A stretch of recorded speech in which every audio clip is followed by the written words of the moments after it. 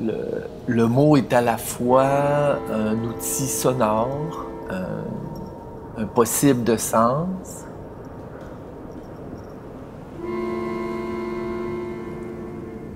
L'usage que les médias font des mots oriente le tableau de la réalité.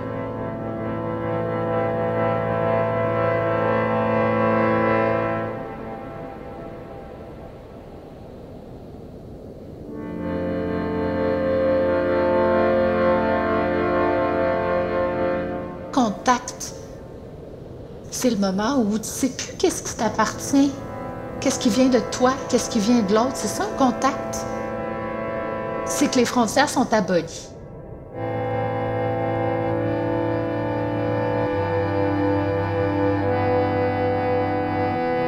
Mais les mots évoluent constamment, hein. Plusieurs mots qui étaient des mots associés à quelque chose de positif, de serein, de réconfortant, de sécuritaire, qui maintenant deviennent sales, ils deviennent honteux, ils deviennent stressants, ils font même référence à la mort.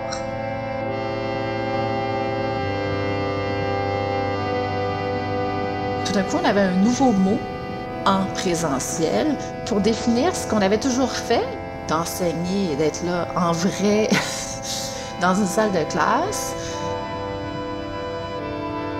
La présence, c'est pas une modalité technique. Il y a quelque chose de ce mot-là qui vient aplatir la complexité de ce que c'est qu'être en présence de quelqu'un. Mais je pense que ce nouveau mot-là, ce dont ça témoigne et ce qui, moi, m'attaque, c'est la mainmise des technosciences sur la vie.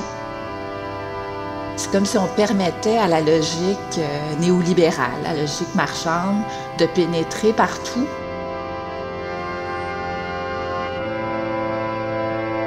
Notre conscience est beaucoup plus large que ce qu'un zoom peut nous montrer, là.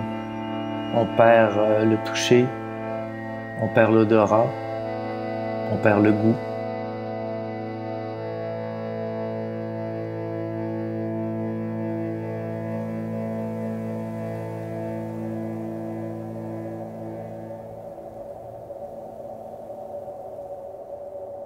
Est-ce qu'on peut rester entièrement humain? Je ne sais pas, je me suis posé la question. Si on continue à être dans le monde de cette façon-là. Est-ce que c'est ce qu'on voit comme réaction dans la population, les manifestations anti-masques? Pour moi, ces gens-là, ils ne manifestent pas contre le port du masque. À mon avis, ils se manifestent parce qu'ils ont des grandes angoisses existentielles. Je ne suis pas en train de dire que je suis d'accord avec eux, hein, loin de là. Je pense que sociologiquement, il se passe quelque chose dans la société à cause justement de ce changement, de cette perte de contact, d'humanité, de lien, de relationnel.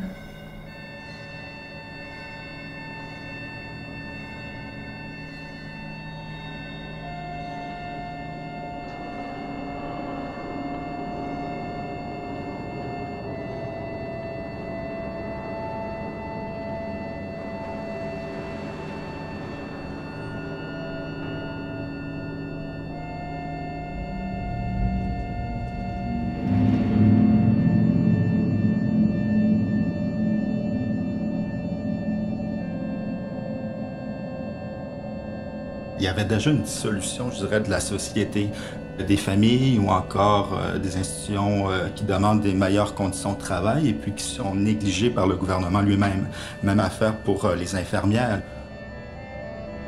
Pour nous, les syndicats ou les gens qui travaillent dans le secteur de la santé, en fait, l'enjeu des 20 dernières années, 30 dernières années, c'était justement le contact avec les membres, le contact réel, le contact en vrai. Et là, tout d'un coup, tout ça a disparu. C'est un peu comme si on changeait d'époque, de civilisation. Il y a comme une rupture, je trouve, importante.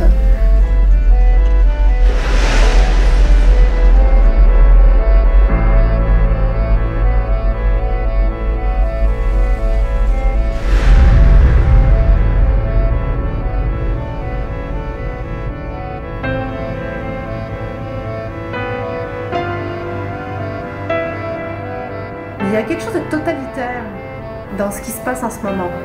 Pas que les gouvernements ont des intentions totalitaires, mais dans la façon dont ça se passe, avec ce qui se passe, c'est total.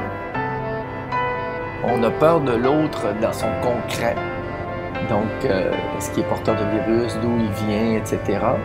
Mais en même temps, on réalise que l'autre vit exactement sur la planète, partout, la même chose à la fois.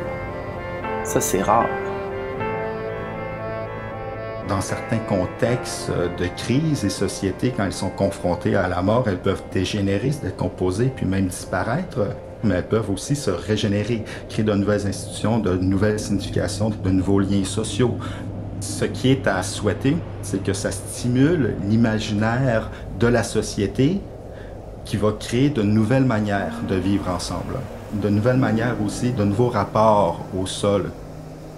Les gens ils ont pu transformer les ruelles derrière chez eux, travailler des parcelles de leur terrain et puis en faire des jardins, donc produire leurs propres aliments.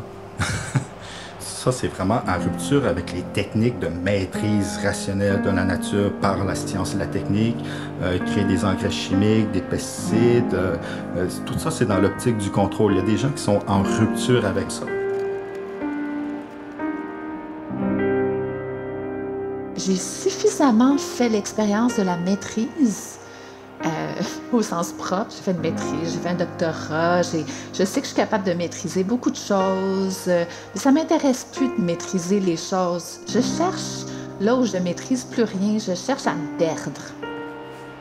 Que ce soit par le biais d'un livre, que ce soit parce que je m'abîme dans un paysage, que ce soit parce que je me perds dans la phrase d'un autre qui me dit quelque chose, que ce soit par une rencontre amoureuse.